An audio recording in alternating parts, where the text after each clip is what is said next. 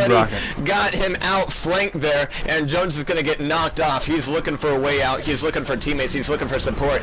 But here comes Nas, back him into a corner, and Jones has no help here whatsoever. Only 4 health, and Nas is going to take him down. There's the return, and we should be seeing Fleischer getting the first cap. So yeah, Jones was looking for, where's my bitches at? And they were nowhere to be found. Yeah, they had definitely left the club at that point. Now, one thing I think we really need to point out, and this is going back to kind of my prediction for the night, which is the phone men, we've seen them consistently playing CTF. Like, any chance that they get, they're being streamed by us. We've seen them be involved in pretty much anything CTF related that they can get their hands on, they're playing, right?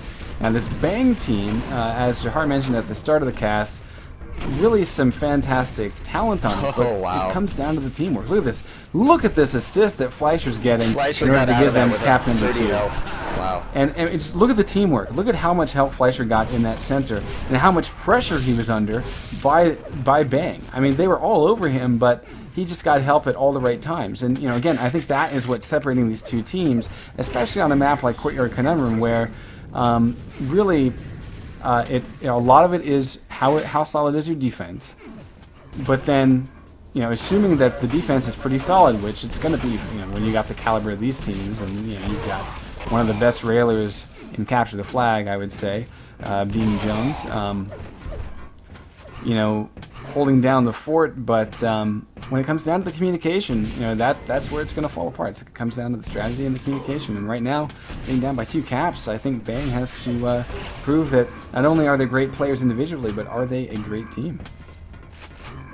Yeah, and just to underline that, especially, CTF 10 Courtyard Conundrum, this is the map where you cannot do an individual rush. You cannot just plus forward into the enemy team and expect to get anything out of it, because you will literally just be a fly on the windshield. So this is the map that really, really enforces and necessitates the good teamwork for the aggressive rushes, and we've been seeing a lot of that. Mr. SD with the stack right now, he might be setting up for an aggressive push here, but, we'll know that he's going to have some teammates here. There's 2 coming from below. But nice rails from Mr. SD, taking down 1 already, and he's not even concerned about the other. So yeah, the attack so far from the opposing team just not quite making it happen. I'm going to watch Jones for a second. We are seeing power-up spawning right now. Jones is going to grab... might grab a regen. There it is. We see Mr. SD pick up the blue regen, so we do see a trade-off there. Ooh, and that's a big red armor steal by Nos. And Jones now does not have that double armor stack to play with, and that is going to be a huge factor in whether or not there's a sort of a gigantic push. I'm gonna go actually find the other regen carry. That's Mr. SD. He's moving in now and pulling down Ice Lord. Although he runs out of cells, and Ice Lord gets a chance to pull out his lightning gun, and he puts it to great use. Down goes Mr. SD. That push has been shut down. Here's Nos. I mean, while that was a red armor steal, that also caused him to become a fresh spawn, and so with the timing being what it is, we got a timeout. Somebody 99. Nope, yeah, Ice Lord is actually lagging out. Whoop. But really, especially considering the map, I mean, stealing away that red armor, if it was a smaller map, that would be one thing, but this being CTF 10, that's just stalling off. It just means that DFM won't be attacking for the next spawn of red armor. And at this point, that being the case, doesn't affect it all too much, because being up by 2 flags, and actually, once again, on CTF 10, 2 up, and I was actually kind of surprised to see 2 caps in the first 6 minutes there. That normally doesn't happen, especially up on this tier. Now we do see a little bit of a drop. Unfortunately, Ice Lord took a dive. The good news is that no flags were in the midst of being taken, so there's not going to be a huge hit to the game, but it is going to mean that Ice Lord, he's lost his weapons, he's lost his position. That actually can be a pretty big deal on this map, especially, and I believe that I saw Ice Lord playing that railgun position that's pretty popular up on the upper tier inside the base, covering the that upper entrance and the lower yellow armor entrance with his railgun. And so being out of position there, we can actually cycle through to see if that's actually going to be a really big deal or not. See if anyone is around there. Yep. Prepare to fight. So here we go. We're going to go live one more time, guys, right now. And I'm going to switch over to Fleischer, who I saw was potentially making an attack. He turns back. Interestingly so, maybe he saw something that we didn't in those few seconds, so we switch over to him.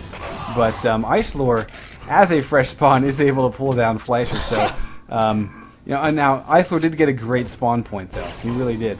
He was able to get LG in his hands really quickly. Fleischer coming right back to give him the hurt and take the yellow armor, so I think that's actually a bigger play. We do see a flag grab by Sean DeHoggy, otherwise known as Vin Diesel. He will go down to Mr. SD's excellent railgun. That's a pair, that's an impressive, and that's the flag back.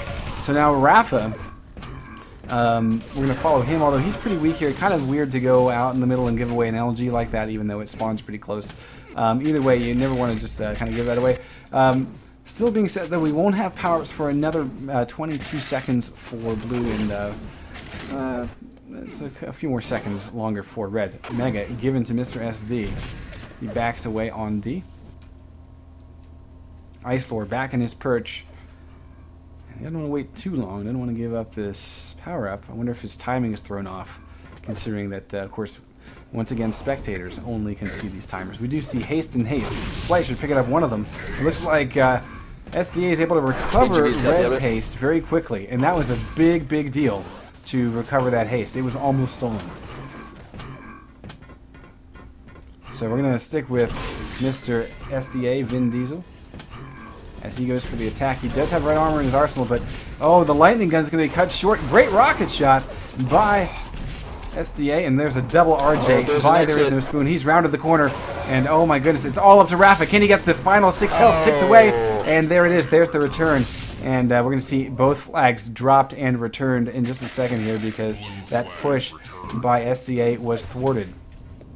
So yeah, fantastic work there to get that carrier killed. The double RJ almost bared fruit, though.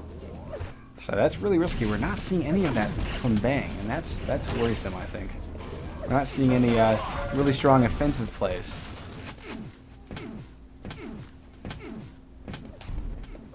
That is correct. Actually, we can count the times on one hand, I believe, the number of times that Bang has actually made a really strong push and even grabbed the flag, and even those fairly short-lived. So being up by 2 caps right here with 10 minutes left to go, oh, Rafa's going to be eating a rail from Mr. SD there, but counting the time down here, we're going to have to start to see some real aggression coming out of Bang, but really maybe just even on this map, they just aren't quite set on it. They just weren't expecting it to be called here, and so if they aren't a relatively inexperienced team together, this would probably be like one of the maps that they're the most inexperienced playing together with.